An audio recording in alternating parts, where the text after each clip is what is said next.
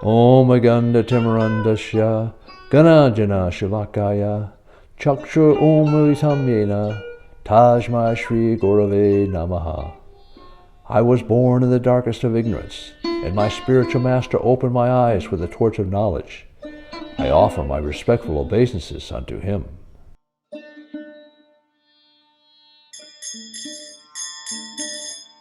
Krishna Kirtana Bhanana Tanapano.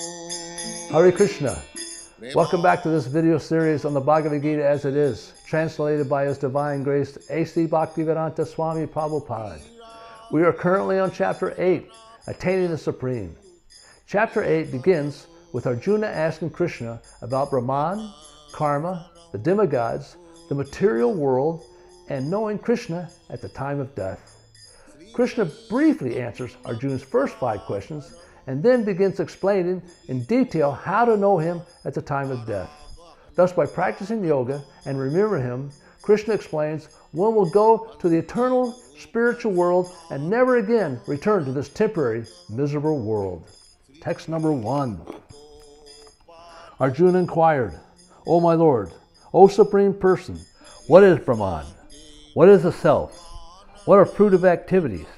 What is this material manifestation? And what are the demigods?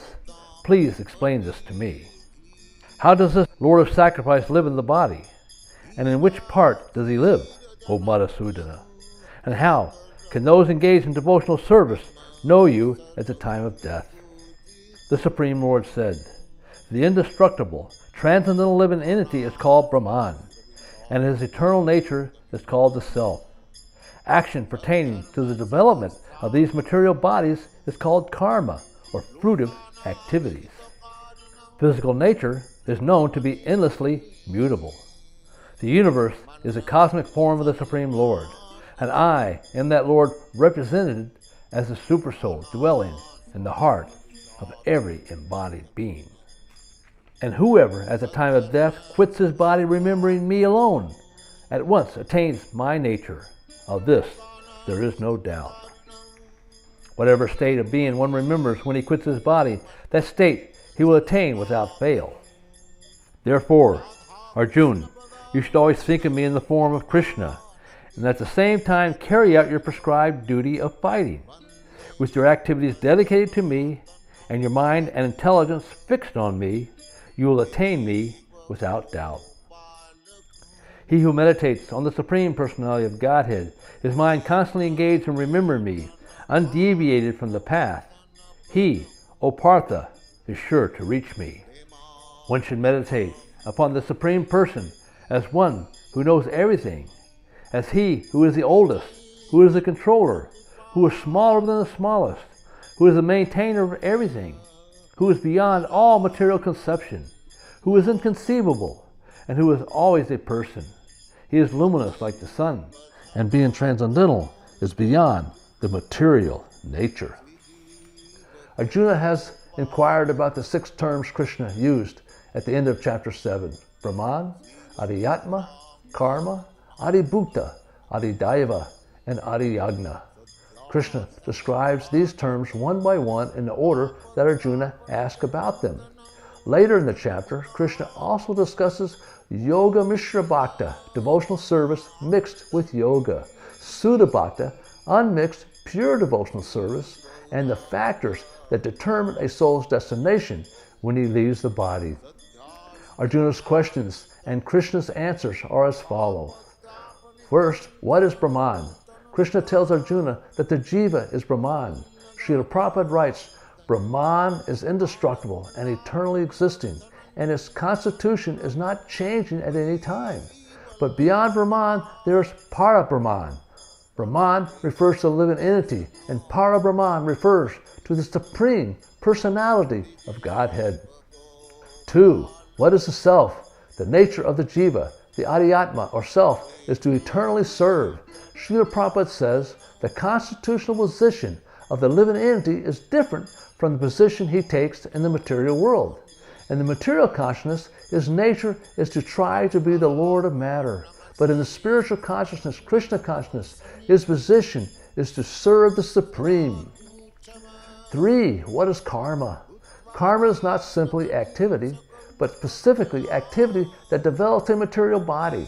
Srila Prabhupada writes, when the living entity is in the material consciousness, he has to take on various bodies in the material world, what is called karma, or varied creation by the force of material consciousness. In answering Arjuna's first 3 questions, Krishna has clarified the difference between the body and the soul. 4. What is adibhuta? Srila Prabhupada writes, the physical nature is constantly changing. Material bodies generally pass through 6 stages. They are born, they grow, they remain for some duration, they produce some byproducts, they dwindle, and then they vanish. This physical nature is called adibhuta. It is created at a certain point and will be annihilated at a certain point. Krishna is the ultimate governor of the ever-changing material nature. 5. Who is Adidaiva? Srila Prabhupada says the conception of the universal form of the Supreme Lord, which includes all the demigods and their different planets, is called Adidaiva. And 6. Who is Adiyagna? Where in the body does he live? Krishna, as the Supreme Lord and Supersoul, is the enjoyer of all sacrifice, Adiyagna. Srila Prabhupada writes, present in the body along with the individual soul is the Supersoul, a plenary representation of Lord Krishna. The Supersoul is called the Paramatma, or Adiyagna, and is situated in the heart. And in conclusion, when we perform sacrifice, or we worship the demigods, or continuously change the material manifestations, we indirectly worship Krishna himself. If, however, we worship Krishna as the governing principle behind all 3, then we can know him even at the time of death. And that is the answer in brief to Arjuna's final question. How can those engaged in devotional service know you at the time of death? Remembering Krishna is such a powerful practice that it can even empower us to conquer our conditioned natures. We have different strengths, weaknesses, attachments, and misgivings according to our association with the modes of material nature. We can conquer our limitations by Krishna's mercy. To always remember in him, however, as Krishna states in Bhagavad Gita, chapter 6, text 35, remembering him takes constant practice and determination. Krishna gives us 10 ways to meditate upon him. Meditating upon the Lord as the possessor of these specific qualities enables one to realize him as the Supersoul, whom the yogis meditate upon as the goal of their yoga practice.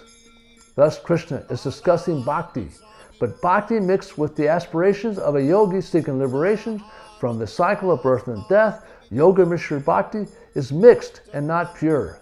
In text 10 through 13, Krishna will explain the practices of these yogis, who are also described in Bhagavad Gita, chapter 7, text 29. Srila Prabhupada says in his purport to that verse, those who are engaged in worshiping the form or archa of the Lord, or are engaged in meditation on the Lord simply for liberation from bondage, also known by the grace of the Lord, the purpose of Brahman, Adibhuta, etc. Text number 10. 1. Who at the time of death fixes his life hair between the eyebrows and with full devotion engages himself in remembering the Supreme Lord will certainly attain to the Supreme Personality of Godhead. Persons learned in the Vedas who utter Omkara and who are great sages in the renounced order enter into Brahman. Desiring such perfection, one practices celibacy. I should now explain to you this process by which one may attain salvation. The yogic situation is that of detachment from all sensual engagements, closing all the doors of the senses and fixing the mind on the heart and the life air at the top of the head. One establishes himself in yoga. After being situated in this yoga practice and vibrating the sacred syllable Om, the supreme combination of letters, if one thinks of the Supreme Personality of Godhead and quits his body, he will certainly reach the supreme planets. If one who remembers me without deviation, I am easy to obtain, O son of Pritha, because of his constant engagement in devotional service. After attaining me, the great souls who are yogis in devotion never return to this temporary world, which is full of miseries, because they have attained the highest perfection. From the highest planet in the material world down to the lowest are all places of misery, wherein repeated birth and death take place.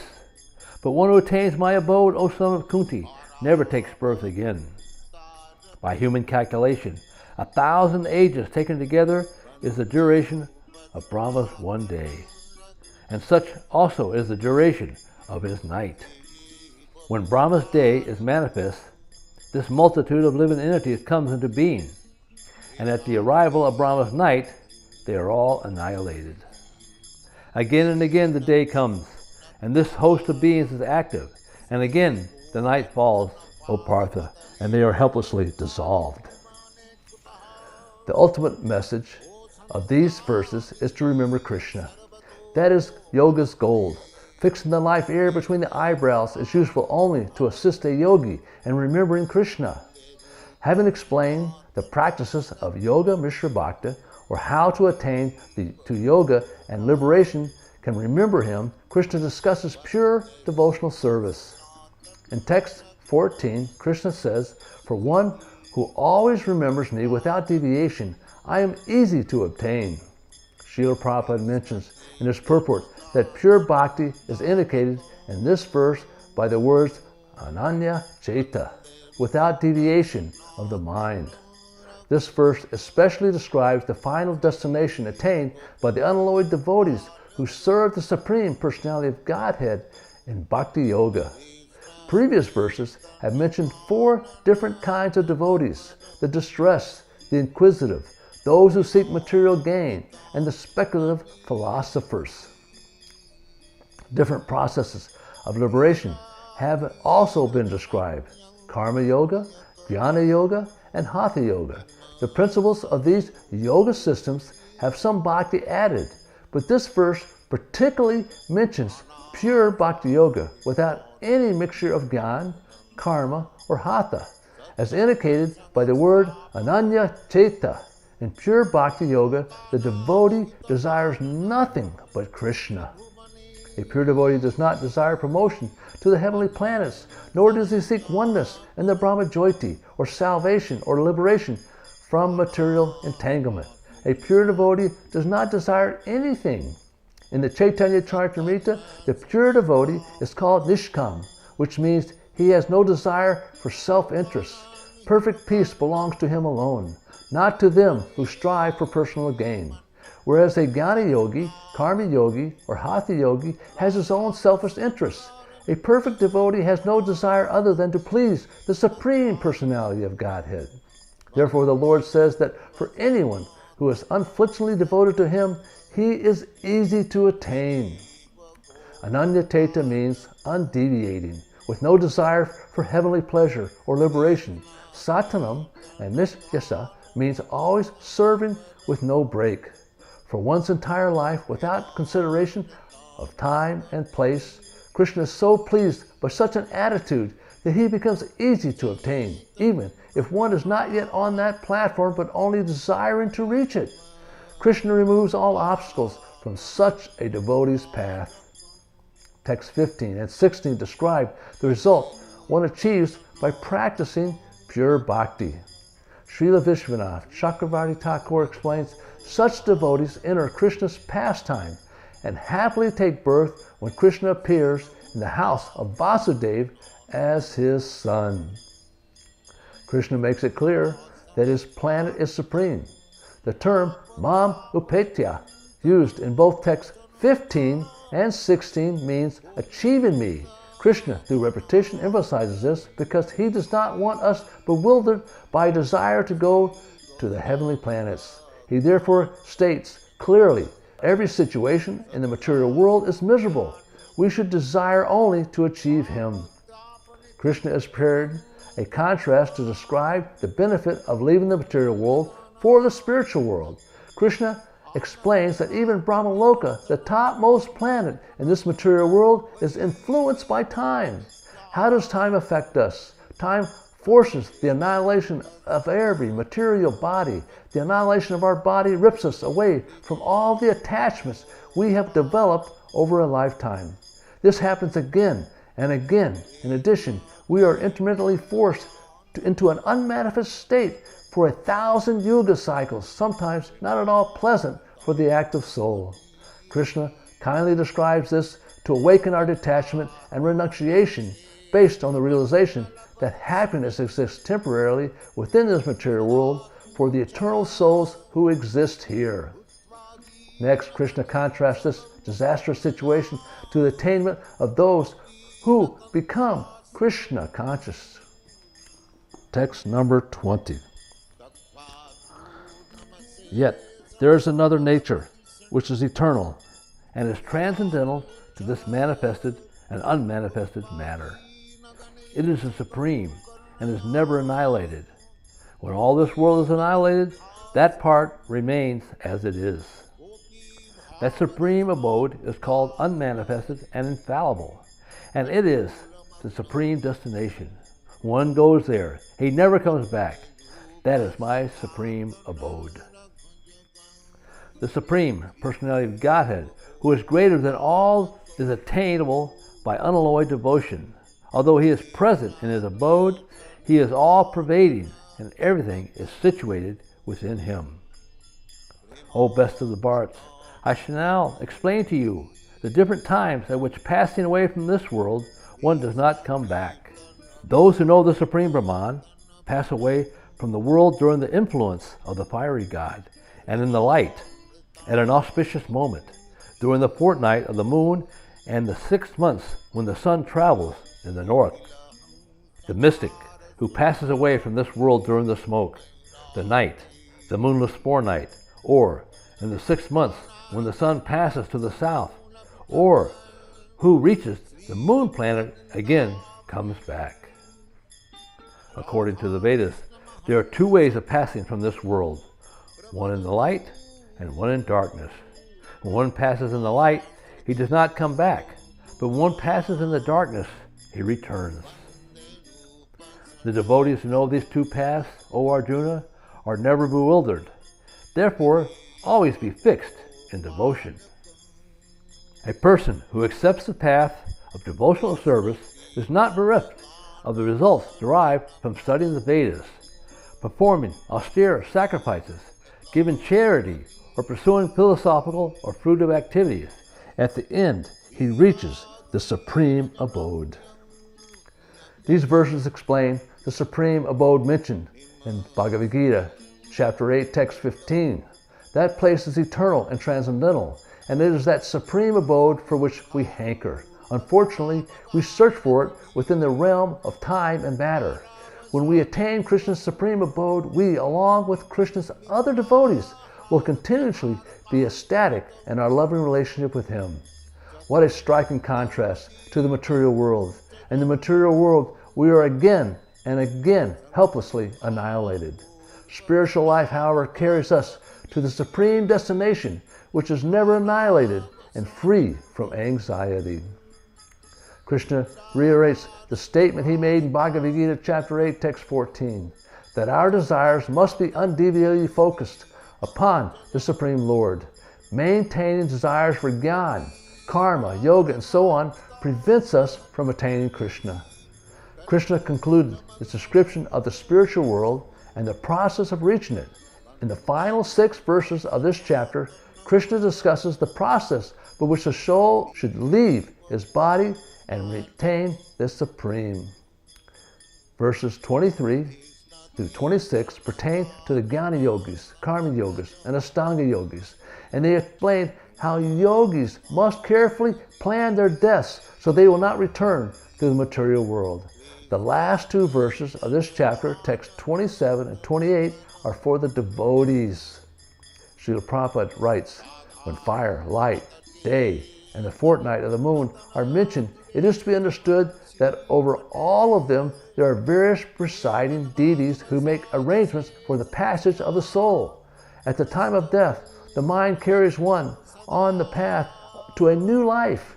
If one leaves the body at the time designated above, or accidentally, or by arrangement, it is possible for him to attain the impersonal Brahma Jyoti. When one leaves by this method, the fire god takes him up to a certain point and hands him over to the next demigod, who turns him over to another. He passes through segment after segment of the universe until he reaches Brahman. The next verse discusses the destination of the karmikandi, or fruit of worker. Unfortunately, after completing his allotted period of heavenly enjoyment, he must return again to earth. Devotees remain unconcerned about these two paths because their attention is focused on devotional service. Simultaneously, their understanding of the adverse consequences of engaging in fruitive activities is outlined in text 25, serves to intensify their commitment. The final verse summarizes chapters 7 and 8 by describing the supreme position of Bhakti path. At the end of chapter 6, text 46 and 47, we heard that devotees are greater than ascetics, tapasvis, empirics, jnanis, or fruitive workers, karmis. This verse clarifies that point by explaining how a devotee is the best.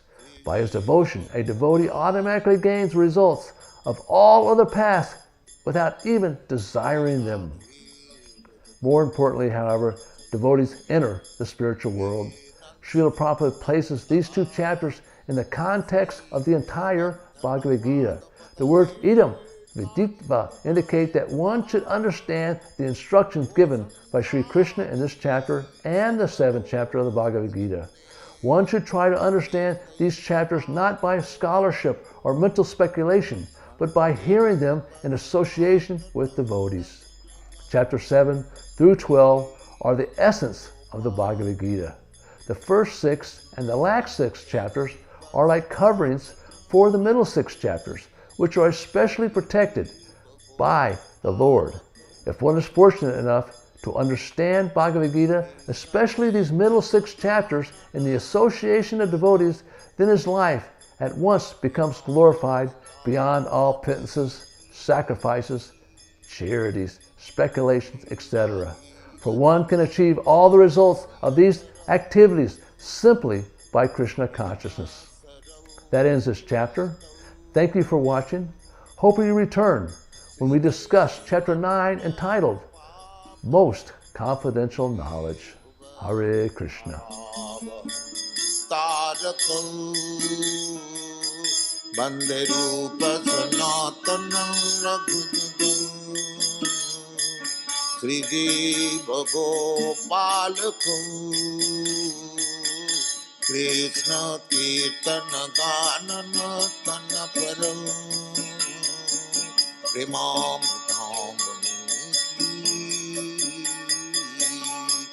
Vira Dhira Jana Priya Kana Nima Sadam Pujito Krishna Kirtana